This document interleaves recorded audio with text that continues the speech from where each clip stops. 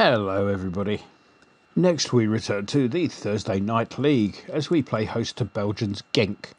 Kick-off on Thursday night is 8 PM, so you may need a pass from the other half. I know I do. So Genk then. They were formed officially back in 1988 as part of a merger that included a team called KFC Winterslag, a name that conjures up a version of a Croydon single mum at her favourite restaurant. Their blue kit has seen them gain the nickname the Smurfs, alongside the slightly less imaginative Blauw-Wit, Racing and KRC. Their route to this one was, well, a bit weird to be honest. Belgium has a playoff system to decide their title. Due to COVID, this round of games was curtailed to only involve 4 teams, and unlike our knockout system that we use for promotion from the lower leagues, it's played out on a league basis. The teams enter this mini-league with half the points gained during the regular season. Nobody knows why. Genk finished the regular season with 56 points, which was some 20 points behind leaders Bruges. This translated into a 10-point gap come playoff time. Bruges had a bit of a mare, winning 1 and drawing 3 of their 6 matches. Genk, on the other hand, won 5 and drew 1, which left them level on points with Bruges. Despite a much better playoff goal difference, Genk found themselves winning only runners-up medals, the club's positions in the regular season being the determining factor, which sort of made the whole playoff thing academic, really. So, having finished in second, that put them through to the third qualifying round of the so-called Champions League, which trumped the playoff round of the Thursday Night League that they'd already qualified for by virtue of their picking up the Belgian Cup last season. I do hope you're paying attention to this.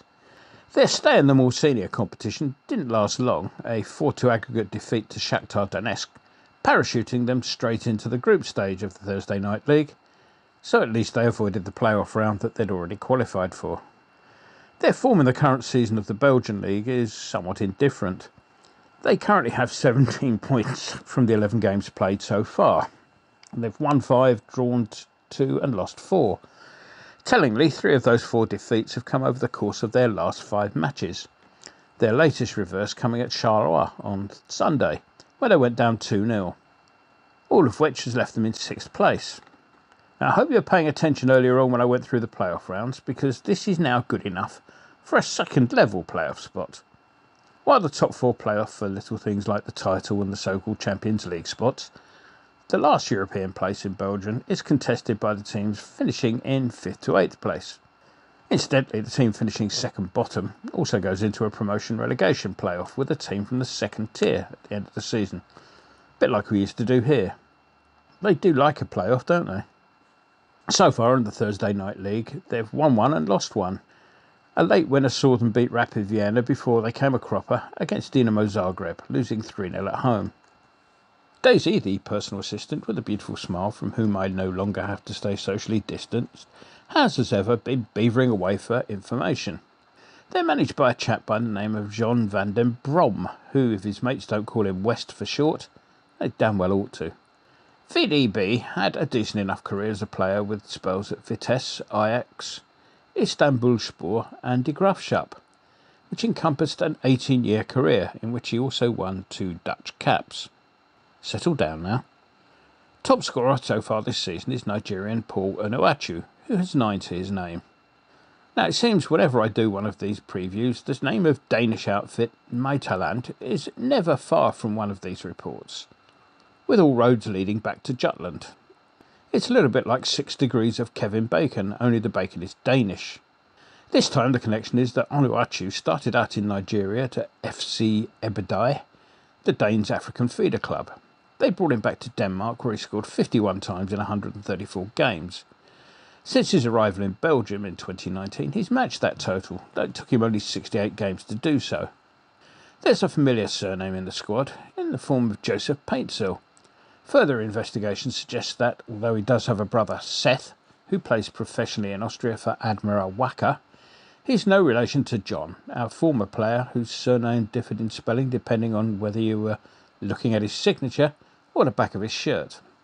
Joseph won't be about anyway, as he's been sent out on loan to Ankara Gücü, whilst John is currently on the coaching staff at Kaiser Chiefs, if you're interested. That's the South African football side, not the mediocre band whose reputation far outstrips any actual talent on their part. First choice keeper is Martin van der Voort. He picked up man of the match plaudits in that win in Vienna. He's remarkably young for a first choice custodian, having turned 19 in February. Indeed, he's apparently the youngest keeper in so-called Champions League history, having appeared in the Genk side that went down 4-0 to Napoli a few years back. Unusually, he seems to play in every game. Genk apparently eschewing the modern trend to give backup players a chance between the sticks in cup competitions. Lovers of odd football club names, which, let's face it, is everyone, will delight in the fact that US cap defender Mark McKenzie can counterspell with Bethlehem Steel on his CV. Local derbies against Bethlehem Gold, frankincense and myrrh apparently are not a thing. Still are the nursery side for the MSL's Philadelphia Union, for whom McKenzie went on to play in the top flight before signing a 3-year deal to come to Belgium during the last winter window. Let's move on, shall we, to the wild and wacky world of association football.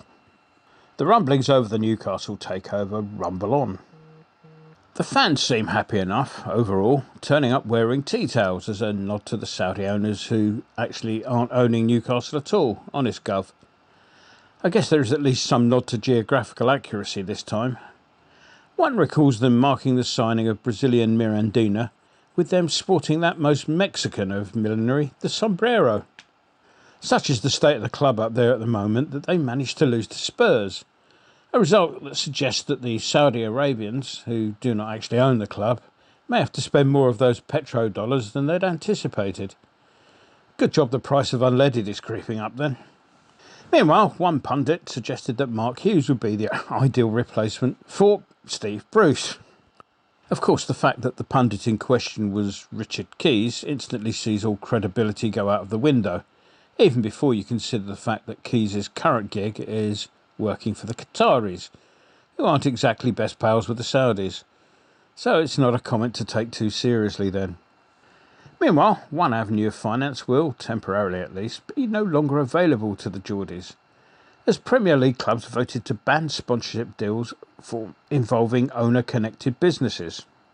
This move is designed to stop clubs, well, Newcastle, from getting around financial fair play rules in the same way as Manchester City have been doing for years.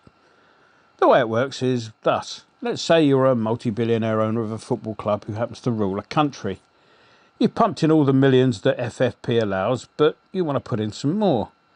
So you get your airline that you own to pay squillions to stick their name on your team's shirt. Maybe a national oil company that you own will pay a fat wedge to sponsor the training ground. You get the picture. At one point, one of Manchester City's sponsors was ordered to pay them their FA Cup winners' sponsor bonus, even though they'd actually lost the final to Wigan. The 1-month ban stops the Saudis from putting sponsor money in until the idea is discussed in more detail. I suspect an 18-2 vote when they get round to it. And so to us. I was pleasantly surprised at the way we played on Sunday. There had been signs of a lack of ideas in the first half against Brentford, but we came out of the traps like Ballyrag and Bob up at Goodison. Actually, while I mentioned Brentford, how funny was it to see them complaining about time wasting as Chelsea held on last week? I mean, at least Chelsea left it to the second half. Meanwhile, up on Merseyside, the only concern was that we might somehow throw all that good work away against an Everton side whose pre-match 5th position did, as suggested, owe much to their having had a slightly kind opposition at home fixture list up to that point. On the pitch, Johnson did very well, filing in for Soufal on the right. I haven't had Daisy check the stat yet, but I believe I read somewhere that we've yet to concede with him in the side this season. Souček was as hard as nails. Now, whether Rondon's stamp was deliberate or not, it kind of looks different from different angles. There's a pair of boots that he will have to ditch, such was the damage Souček inflicted on them. Bono was superb, even without the goal. And as for Rice, well, even Everton supporters were seen doffing their virtual caps, to the extent that the Liverpool Echo may even have had to give Rice a positive rating.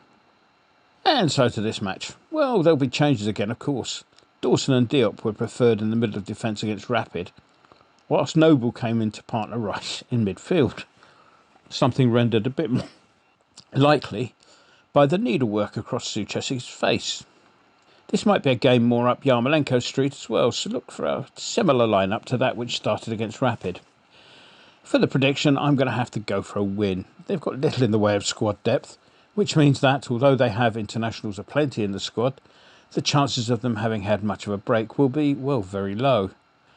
They will also be without their right-back Munoz, who picked up a red against Dinamo Zagreb in the last round of games. So the £2.50 that I was told I didn't have by a junior member of bank staff, only to be told by their boss that they got it wrong and I did have those funds after all, will be going on a 3-0 win to us. Make it so, Mr. Winston. Enjoy the game. Yes. Big knees up Mother Brown, man. Yeah. Yeah, I'm regularly on the general discussion page. There's always someone who's got some information, so I love it. Yeah. It's great. Yes, it's excitement surrounded by imminent disappointment. That's what it mostly is. Get on the forum at kumb.com. Come on, you irons.